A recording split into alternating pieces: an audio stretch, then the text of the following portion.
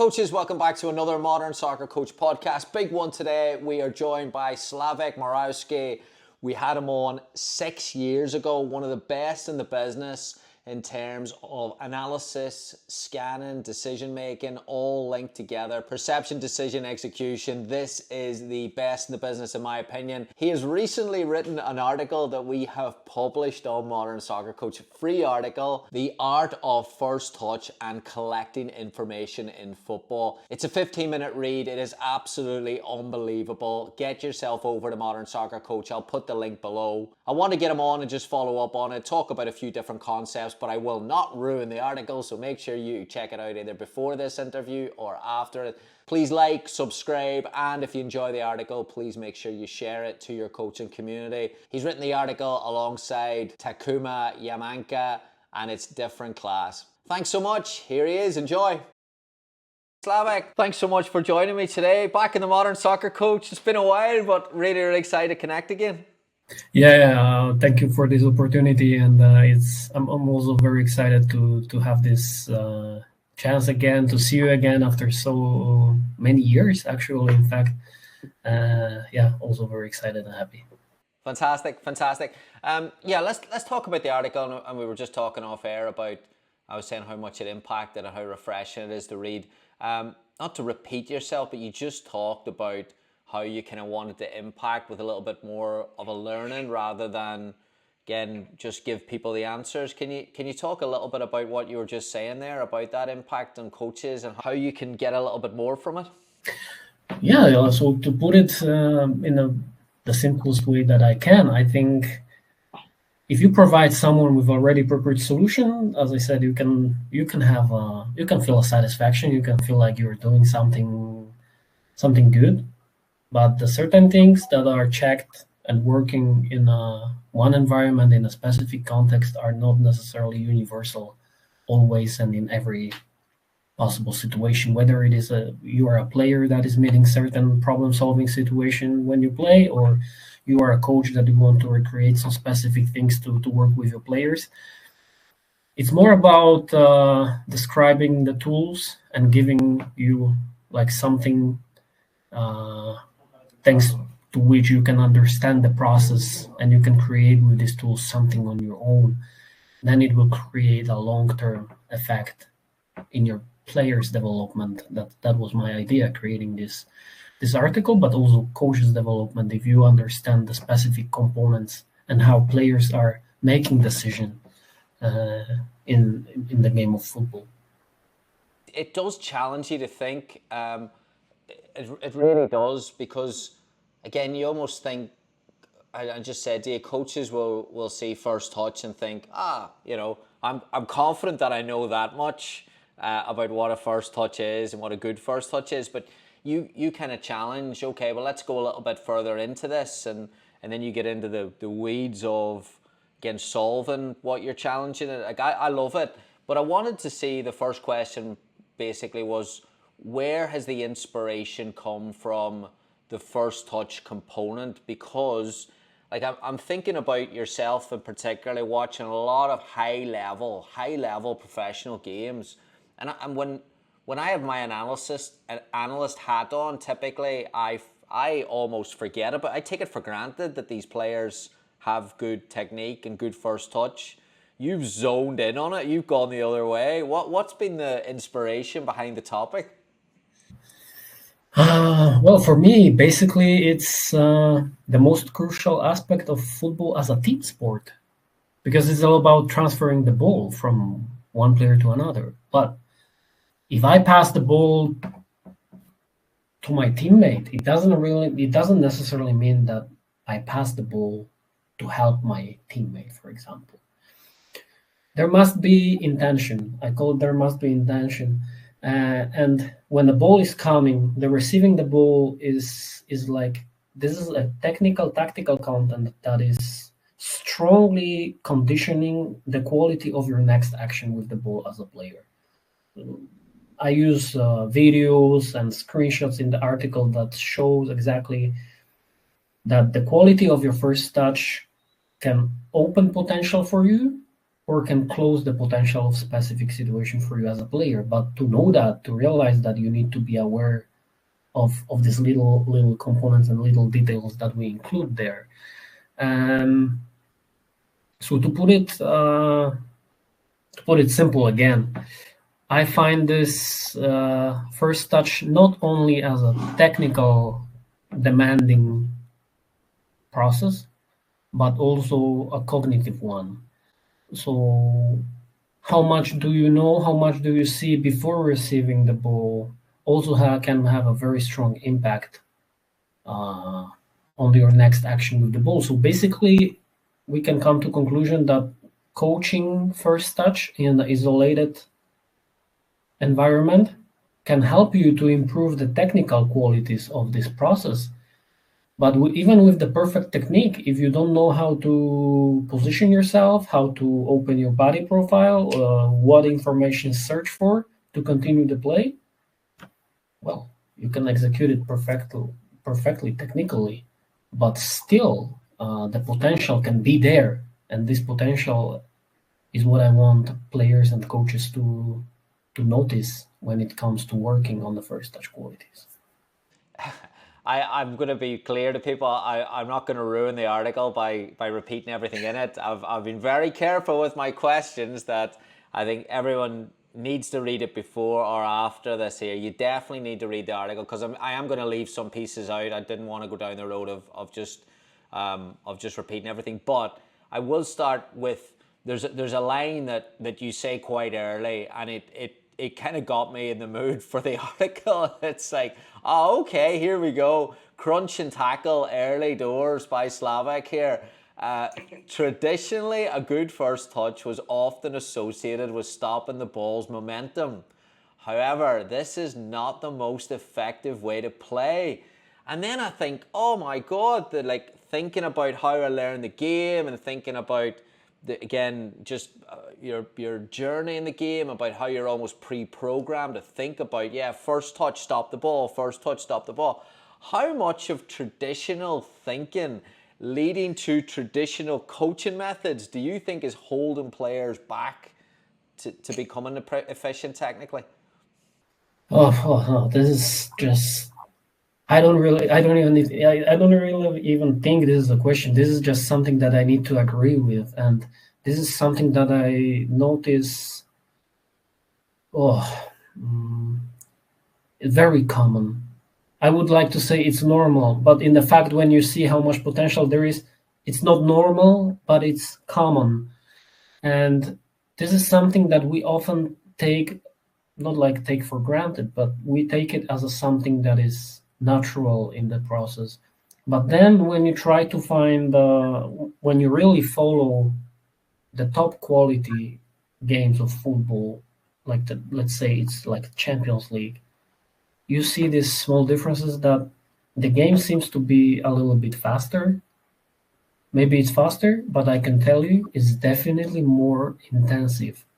And intensity is created by these simple moments of the game when you are entering as a player the state of flow and you process information, you leave with the game in a natural state.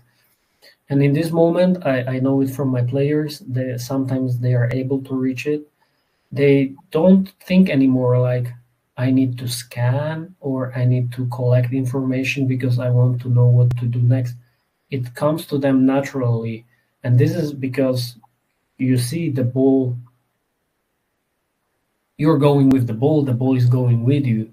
You don't take this, let's say, like not stuttering, maybe it's not, sorry if I misuse the word, but you don't take this process to collect information what to do next, because you already know it. And this is exactly what fills your first touch. It gives you the wide spectrum of perception for the game, and you're just executing your next action naturally. Because when you need to receive, then lift your head up and then go, if we look at the potential here, you don't need it. It's natural for most of the players, but if you can provide information for yourself slightly earlier, and then you can execute the first touch to go, then the game is flowing. The different thing is sometimes stopping the ball and receiving the ball in the two touches form also makes sense if you want to invite the press or if you want to disrupt the pressing process or whatever. It's a different story then. Yeah. Again, you really get into the cognitive component of it alongside the technical, which again, doing that there in a way that challenges your thinking. But when you're saying that, I think again we are in a different generation. We talked about that before we started recording about taking on information, coaches and players, and I wonder if we just don't do it justice today. How good the players are at reading information, seeing spaces. You know, it does look with a generation that's probably playing FIFA as well. It looks as if you can just press A and find a pass. But the players today, the level of, again, you talk about that intensity, mental intensity to find solutions. It's quite difficult for us to communicate that down, perhaps, to players and coaches. 100%. Because this is not something that you can recreate by words. The intensity is not a theoretical knowledge. This is something that you need to learn through experience. And this is exactly like what we basically touched the essence of the article and this way of coaching. Like provided solutions, recreating scenarios, it can give you a short-term improvement. Oh, scan before receiving. Okay, but why and for what? How exactly it's gonna impact my decision making and my play quality? And we are able to do it with the video sessions. This is basically what I do with my players, but it will never replace experience of touching the heart, the essence of this with the training foundations. That's why I often like to use this definition to my players, like through the simulation we are coming to stimulating specific behaviors. But if you want your brain not to drop back to the old habits, you need to experience and teach your brain, yourself, that okay, this way of acting and solution is actually bringing me more how to say, more progression, more benefits in my game. This is like teaching kids of boxing, I would say. Like the first reaction is that you need to lift your hands to protect yourself.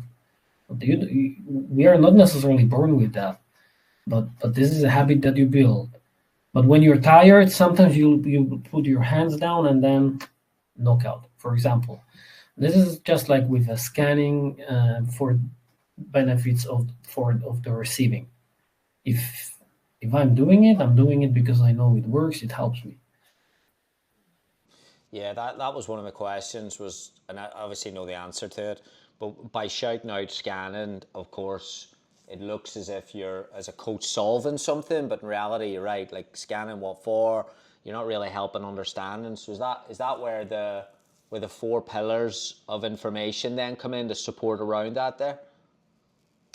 I would say, from my experience, 80% of the players that I worked and work with, if we were doing this building foundations, we are talking about professionals, like these players are 20 years and older. Their scanning improved in a short time, but it kept decreasing after the 60th minute of the game. And it clearly indicates a signal for me, like with the fatigue, not only physical fatigue, but also mental fatigue, habits step in. And that's why I decided to go like breaking down the cognitive processes on the pitch to these four pillars that you mentioned. Like there is a scanning, body profiling, positioning, and physical contact. And we are taking it really, really slow, but without direct indication that if you do this, you need to keep doing this, and then you will see the difference, like touch with the magic wand, and you will become Xavi or Pirlo or whatever. Never like this. These are the tools that will help you to express yourself as a player. I don't know what kind of football you want. This is what I say to my players. I don't know what kind of football you want to play. How can I know that? I can only tell you, like, if you want to express yourself, like, when you started to play football as a kid because you enjoy it, you love it, I can help you with these tools to express yourself as a player. But look, and then we go to the situations like, if you don't have information, you cannot unleash the potential. So you tell me what you need. Ah, okay, yeah, I should scan, I should do something, that something this guided exploration. Like, I'm not giving you, I cannot guarantee you nothing. I can tell you it's gonna work, but you need to experience that with yourself. Then do it. You see, when you see players today, and of course, like I'm not trying to. I think we're getting a better understanding of whether it's noise and just information, but we're getting, coaches are now more aware that scanning is important. But then you're talking about teaching scanning, and there's a breakdown between our impact there, I think, as a coaching community. When you see players doing a technical exercise and you see the player just checking every time and looking back, do you look at that and say, well, that's good, they're getting their body prepared for that in a game? Or do you look at that and say, come on, there's a better way to do this? Oh, I think mm, I read some researches on this kind of stuff because there are also systems of artificial intelligence and also like using different lights colors to work on the reaction time. There is I know it works up to like age of 12 or something. Like, you can build this habit, you can create awareness in the player that this is a component that help. If you execute it, you can benefit. But just like kicking the ball to someone and passing the ball to someone is not the same, then scanning itself doesn't guarantee that the information will be collected by you. And this is exactly it. Kicking the ball, if we take a look just on the movement of the player that kicks the ball, how can we say, okay, that was shooting, that was crossing, or that was passing? I don't know. But then we can see also like scanning a lot. Intention behind this is what really determines the quality, importance and meaning of this action. Mm. Another thing is, like, I often try to like to use this comparison. I remember when Frankie de Jong, after coming to Barcelona, played alongside with Sergio Busquets. Similar position, top level of football intelligence, but Frankie was scanning like 3, 4, even maybe 5 times more than Busquets. But both of them made fantastic decisions. Busquets was better working with the distance, spaces towards the ball, and his body profile as well. And timing of his scanning was also essential. Like, he was able to perceive in the crucial moments. Meanwhile, Frankie was more like a electron, like roaming freely, finding gaps, scanning a lot. Mm, as a tool, scanning is essential, of course, but you need to learn scanning in a changeable environment that will distract you, because we can both look in the same direction and see completely different things. You can sometimes my players are scanning really well, but still they are misplacing passes. Their passes got intercepted, or they're exposing their intention a little bit too much because they are asking for the ball and scanning a lot. Then it's easy to get closed down. So it's very complex, but of course, the context and environment is essential here. I also really enjoyed in the article the piece on the different priorities in different moments in different areas of the pitch. Oh my, that just, I just had to walk away at one stage and be like, I got to get my head around this here. I thought it was absolutely exceptional. I never thought about that before, about how in different areas of the pitch you've got the space, opponent, ball. Talk a little bit about that without ruining it. I need to tell you, like, this is not something that I practice consistently with my players, and it's not something that I perceive like a 100% correct. It was more, I use it more as an example and indicators for my players, just to highlight to them, like, depending on the phase of the game and your intention, when your intention changes, it also slightly determines the priorities for you to what do you exactly need to know. Because the things that you know have direct connection to the quality and your efficiency of what you want to achieve. Why I'm using that, why I'm saying that, 2 years ago, almost 3 years ago, I had a chance to speak on the UEFA Pro course in the Royal Belgian Football Association. And after a few questions at the end, asked by Vincent Kompany, who was making his UEFA Pro license then, I realized that sometimes when you're playing in the more dangerous zones, that there are only two kinds of informations that have the most crucial meaning for you as a player. Whether there is a chance for you to progress, or whether your body is a little bit like closed, you are under high pressure, then you need to prioritize information about threat, because this is something that you need to avoid as a priority, for example, in the build-up. But when you go through the build-up to the creation and finishing, then the priority changes to progression, because this is what you want to achieve. You want to score the goal.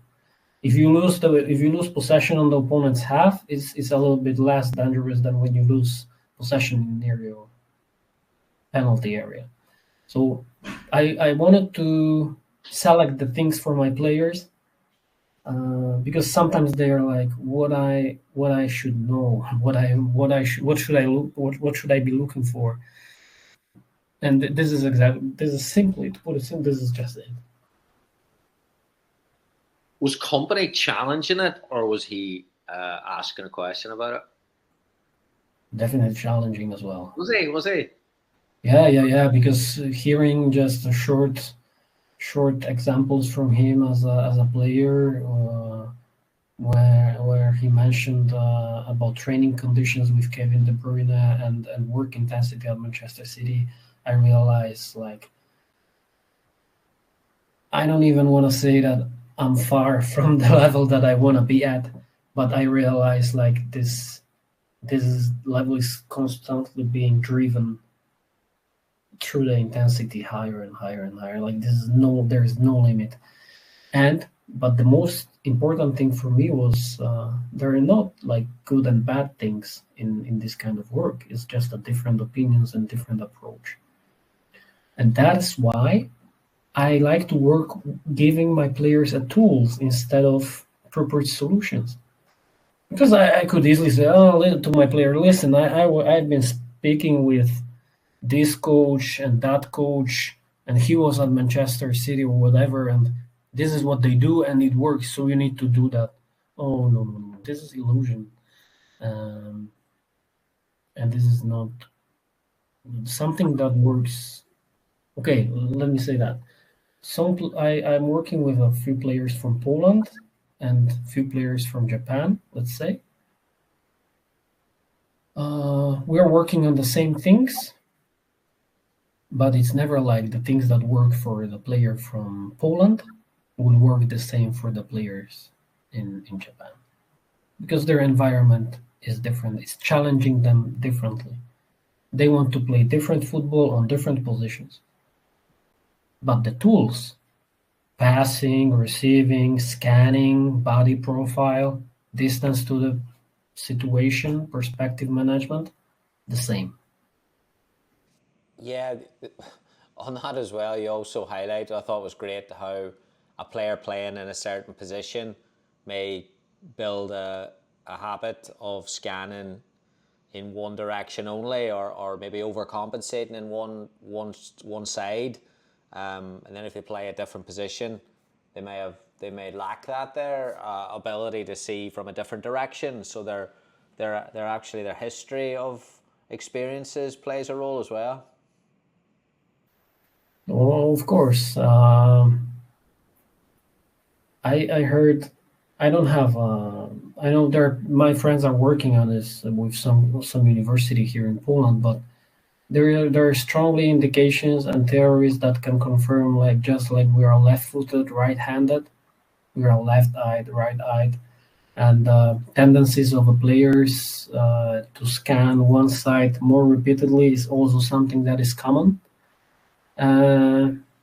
Sometimes they're not aware of that, but just with the simple video analysis session, they're like, oh yeah, that's true. I need that's why, from the definition of working with scanning, that there are masterpieces delivered by Professor Gerger that he also mentioned that the symmetrical scan is very, very important. Just like critical scan is like when the ball is approaching you, the ball is already traveling, you make a last update of a picture around you. But also symmetrical scanning, especially for central midfielders, are very important. For fullback, for winger, of course, it can be different. But when you are playing in the central areas where your vision basically needs to be 360 degrees, the symmetrical scan is crucial. But for me, how I try to stimulate my players towards that is I always try to indicate to them, like, you need to see the ball and the direction you want to play at.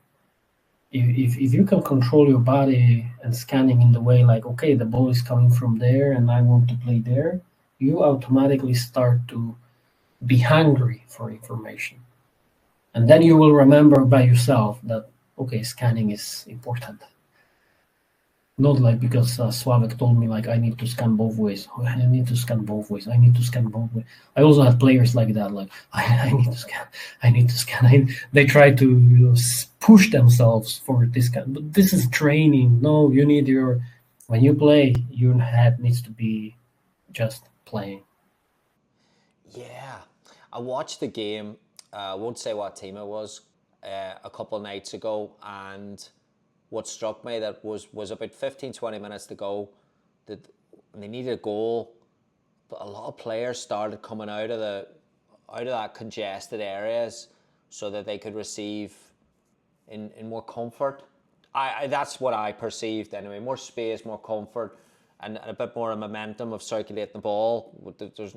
Then when I looked at when I've been watching the World Club Cup and you see the different cultures, something that Brazilian culture, I think, is that ability to a willingness to receive it with 360 pressure around, and in those spaces that, again, some players might look at it and perceive zero opportunity here to do something, but they're looking at that's just where they live. It's incredible. And this is, I think this is beautiful because you can have this kind of situations, and the players that can also manage in that kind of moments. But the space and time which are interexisting together, they're being created by other players as well. You cannot help players to experience that in the isolated ways of training. And this is the same, as I mentioned, this is the same with scanning. What are you scanning for? Why specific things are happening? And analysis that can, like, wrap it up, support this process quite well. I think thanks to that, we can create the best conditions for the players in this kind of way. Brilliant. All right, a couple more for you before we finish up. When you're saying that, I still think there's a little bit of a disconnect. I'm going to draw this back to youth coaching a little bit, like with that piece of, okay, well, they need to learn to take that information and use that information, make decisions around that information. But then you'll you'll have a lot of coaches actually saying, well, but before they get there, you need to have the technical components of the game down. I mean, how would you say from a session design perspective that, how would you advise coaches to build out programming at that young age to get a little bit of both if possible? Or do you think, or do you have strong feelings that they need to have one or the other? Well, I wouldn't give any like a direct answer for that. I don't like to interfere with other people's philosophies, but I can clearly state my own statement. I can clearly state my mind on that. I don't perceive football as a technical dimension whatsoever. For me, it's always technical, tactical, and I can be the best when it comes to playing in a garden with my nephew. I will always achieve 100% passing efficiency. I'm a great passer. But when there will be another person with us like a defender, or we will play 2v2 or 3v2, my numbers will decrease, but it doesn't mean like suddenly I forgot how to pass the ball. I agree. Having a strong base of like a foundation of technical skill is important, but it's just like with developing the cognition, like it can be developed in the conditions that they serve. So for me, having a good first touch should be worked with in the environment that gives me the direction that I want to play at, and opponent that conditions whether it's gonna be more static, more offensive, more attacking first touch. This is my opinion. The kids can play in the garden by themselves, touching the ball as many times as possible, or play as much as possible. But at the end, their quality will be contested in the competitive environment, and therefore they should be prepared for this competitive environment to challenge their technique as well in the technical, tactical dimension. We haven't spoken a while, but it's funny. So when I work with coaches, when I work individually with coaches, I try to build out frameworks around analysis in their game models so that they're incorporating it and they build a habit of, okay, where am I using analysis and where can I maximize it and how do I build it into my workflow, etc. But I always use a diagram. You sent me over a PDF quite a while ago, and I always use your diagram. I always credit you. But I always use your diagram when I'm doing a presentation for coaches, and it's around the analysis process in the context of working with a team. Like you're going from game, analysis, feedback, consultation, and there's one, basically the biggest thing that I think jumps out to me and why I always use it and highlight it is you have change of perspective, and you build in change of perspective. And I think as coaches today, where we've got groupthink and everyone's joining communities because it feels good to talk about the things that you agree with, and it also feels good for someone to tell you that you're right all the time. You're saying something that I think is really powerful. That's like build in a moment in your week that you're actually going to change your mind of the game. What's your thoughts? I mean, that's a while ago that you sent me that change of perspective component. Where are you sitting these days with that? I'm learning a lot from my players as well. It's the game is challenging me constantly, but exactly this is what makes not only me, but I think you as well. That this is what makes us driven, because the game is changing. We are seeing with even this Club World Cup competition, when so many different football cultures play against each other. And you start to realize that good, bad, who knows? This is just a different things. And I think this is something that I also always try to put on my players. What kind of football do you want to play and how you're going to express yourself? Then try to do it, test yourself, contest yourself, and change the perspective and bring something from every experience just for yourself. If this article is good, I don't know, but I want to share it with people to also change my perspective as well. The presentation that I did for you and the diagram that I sent for you, basically I almost forgot about it because the things are changing also for me, and I think, yeah, these are the tools, like indicators for us. It brings me along nicely to the kind of final question is when you're, especially in an area like the area scanning that you're the main man on scanning, you know, like the videos you post, I think that's why they're so popular, is they get you thinking, and you've done this for a number of years, and obviously someone who's passionate about content, like I look at your work and it's like, oh God, the detail of that, the things that you're seeing, it's art, like it really is a work of art. But then there's also part of me that looks and thinks, God, there's a high area of science in that, and you've referenced research. Even in the last 30 minutes, you've referenced different forms of research. How do you stay current in an area that is moving really, really quick, and then also stay kind of consistent in your beliefs? I will be honest with you. I don't know. I really don't know.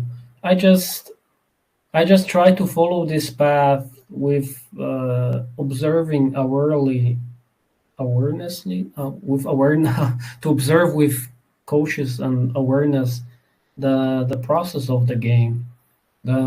Because the components that we're talking about here, they're universal. Whatever, as long as the football will be a game team sport, with a ball, with scoring goals, with defending goals, these components will be there. Because players are not PlayStation players. They're not working on a joystick of the coaches. They are independent beings, and their decisions, we have only 5 or 6 senses. We can collect we are being connected to the world and to the world of football by cognition, by perception, and these components are universal. So whatever the system, whatever position, as a player, you need to perceive, you need to understand, you need to decide, and then you need to execute. So I think that's the reason. Brilliant. You mentioned the World Club Cup. Who have you enjoyed watching, team and individual? Well, at the moment, since the UEFA Champions League final, I'm extremely impressed by the intensity of Paris Saint-Germain. But I was really following closely Dean Hausen, the central defender of Real Madrid. Yeah, got sent off on Saturday. Yeah. I don't know a lot about him at all. What jumps out for you in him? I was studying his last few performances in the Premier League. I made a video for myself, for the players, for the community, about his defending against Erling Haaland. Because for me, like, it's one of the biggest challenges that you can face as a central defender.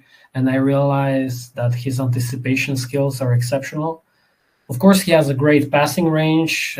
He's very efficient with his progressive passes. But I realized that his process of preparation, how he controls the space when they were defending relatively high, as playing against Manchester City, most of the teams are sitting back. But his team was defending around the central area, around the center of the park, and I realized, like, he exactly knows what the strengths of opponents are, and his special awareness was really nice. So very smart and young player, fantastic talent. Brilliant.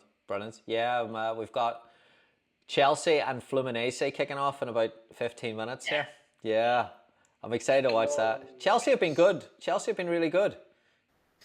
Yeah, I realized this João Pedro will be playing as a center forward for Chelsea, so I will be watching him closely. He's also a very good player. Cole Palmer's something else, isn't he? I made few videos about his first touch, and I feel like one video was contradictory to the first one that I made. And then this is where I realized some people in the comments on my social media were asking like if maybe sometimes his first touch is just a result of a luck. Like it's impossible basically to receive the ball so progressively and get away with it in the traffic. But then I realized like his scanning range, scanning intensity is extremely high, and he's very detailed in the timing of his scanning. And then even though he's not the fastest player, he can just simply get away with the first touch. This is, I don't know. I made analysis of him and I didn't discover anything new, but he's just better than others. Yeah. Why? I don't know. Yeah, it's unbelievable. Actually, the commentator over here on the network, the Zone network, actually said the goal against Palmeiras. He said the first touch was heavy and he got lucky. And I was thinking, oh come on, like does it way too often for that. But it's funny, like you're saying, he's just better. Like it sounds like I'm reading the Messi book at the minute. I've never done a deep dive on Messi's life, and someone told me that I need to read it. It's the Guillem Balaguer book, and it's like it's opening my eyes to how Argentinians perceive talent, and they openly say like you've got the gift from God, you've got the gift from God, you know. And it's like it's kind of cool to hear that. Yeah, I like to say, maybe this is just my philosophy, like I don't think that luck in football exists, but maybe if the opportunities, if the circumstances are favorable for you, you still need to be ready to take them. Because sometimes my players try to justify themselves, explain themselves, like, I know, coach, but he was lucky. And I said that the situation was the same for you and for him. Why only he is lucky?